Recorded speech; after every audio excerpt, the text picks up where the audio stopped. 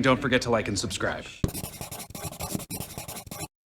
Where I last left off on Chapter 1, Lier was heading towards the cages, the cells holding the human inmates. The reason why I paused was because I wrote this in a created language, so please don't laugh hysterically. I'm actually having... I wrote it all down. It's just there is a difference between writing the language down and being able to know how to read it than actually being able to completely understand it or being able to read it correctly on the first time around. So it might be funny to watch me stumble over what I created. Okay. I'm going to start off with the previous, wherever I was. I can speak the human language, Lier said quietly, and approached the cell. Du elot esad ni regret. A voice came from in the cell. All the women's faces turned to watch Lier come towards the cell. Hello, I want to ask you what happened in the sky, Lier said in the human tongue. Okay, taking me forever to turn the page. The humans, who were all bunched up, sitting in the ground in a circle, sitting on the ground in a circle, as far away from the living cell bars as they could get, looked at her. Then they looked around the group at one another. The one who seemed to be the most ancient stood up from the middle of the group of ladies and took a few steps forward toward the living wall. The woman was old for a human.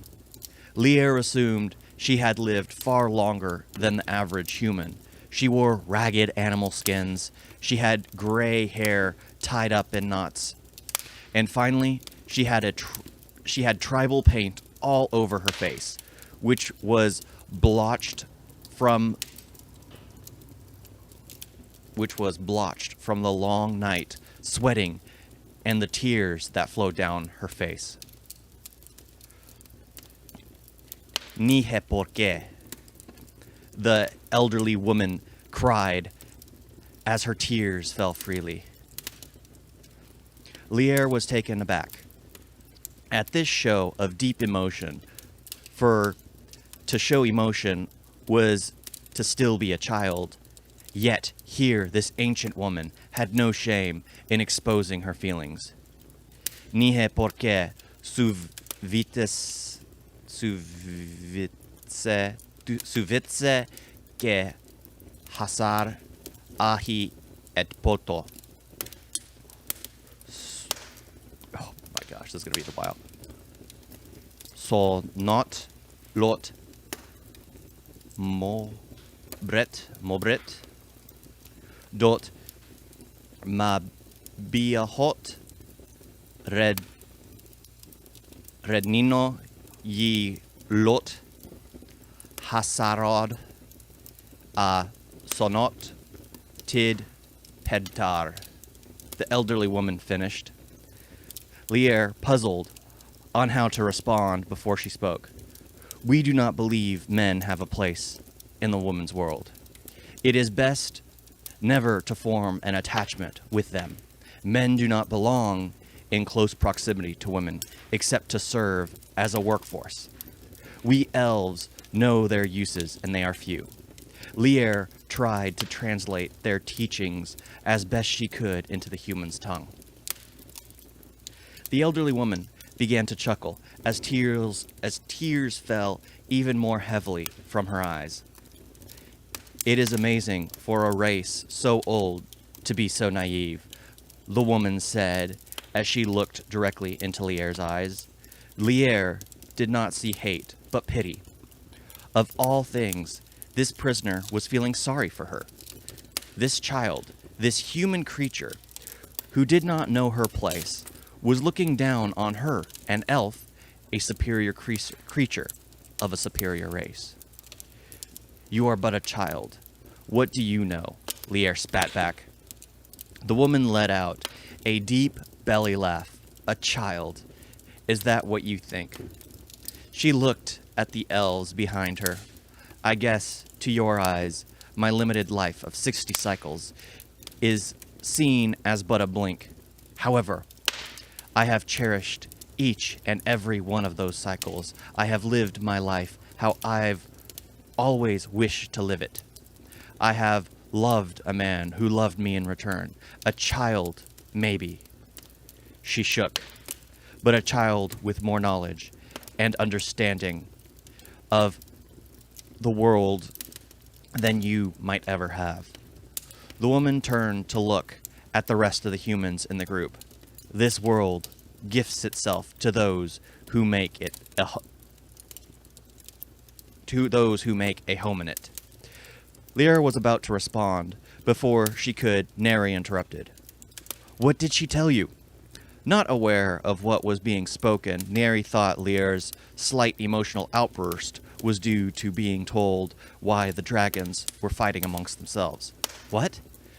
Lyra, thrown out of her thoughts of the conversation, turned her head back to Neri.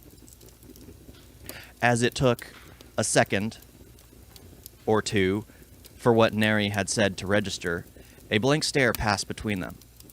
Oh, no, nothing yet.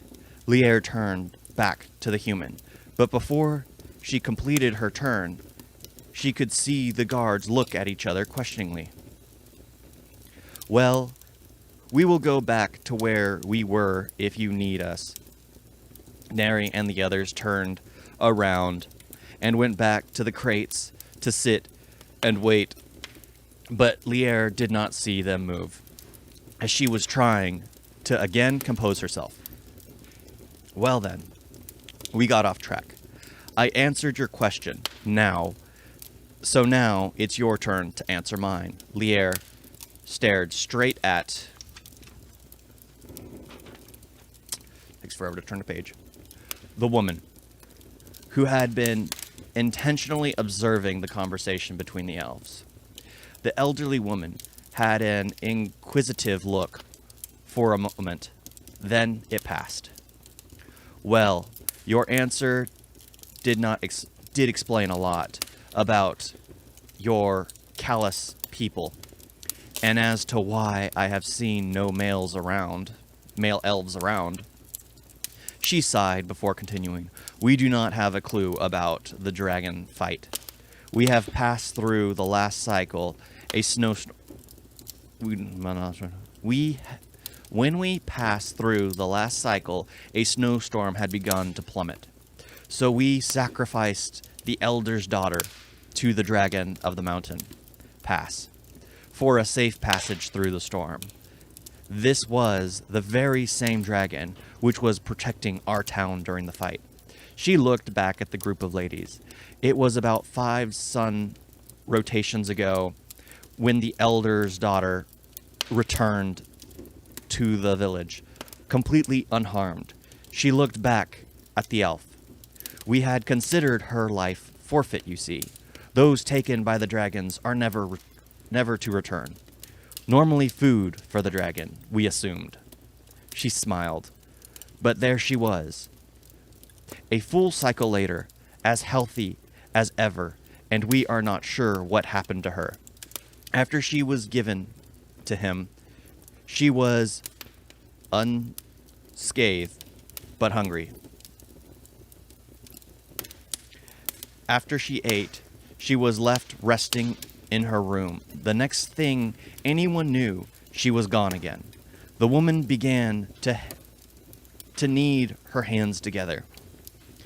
Then last night, a few dragons showed up, destroying everything in the village. Near the middle of the night, the mountain pass dragon returned and defended us from the other dragon's raid. He had not kept our sacrifice, but let her go, and yet still he protected us. Reverence was heard in her voice for the dragon, who, according to the humans' belief, was the protector of the pass. A few sun rotations ago, the elder's daughter returned. After being gone for an entire cycle, Lyra focused on that fact more than the others? Yes. She just emerged into the plains from the mountain pass when the sun was at its highest, the woman said, the memory reflecting in her eyes. Lier turned around and marched towards the guards. Thank you, she said to the human as she walked away. Neri, May, Valerie, and Sarah had returned to their old station around the boxes. Lier noticed that on the boxes, in the center, was a stack of leaves with symbols on them. They were playing a game which Lier had never seen before. The girls stopped playing as soon as they saw her walk up. So, what did you find out? Mayhe asked, while not taking her eyes off the leaves she held. Neri and Sarah looked up towards her, awaiting her response. I am not sure. It is all so strange. Lier focused on the leaves in Mayhe's hand, as she was the only one with her back towards her, and Lier could look over her shoulder. Neri chuckled. Well, of course, they are strange. They are humans. But did you find anything out? Sarah asked. Well, it seems the dragon came to the humans' aid. Lier's face turned sour. Because they give young women as sacrifices to that dragon. The others all looked up at her, then glanced over at the cell which held the humans. Savages, Valerie said. It is clear that they have a completely different way of living. But it seems like the last sacrifice they gave returned safely, back to the village 5 days ago. Lier said with curiosity. So, what of it? Well, it was around the same time the war started, 5 days ago, when the sun was at its highest, Lier explained.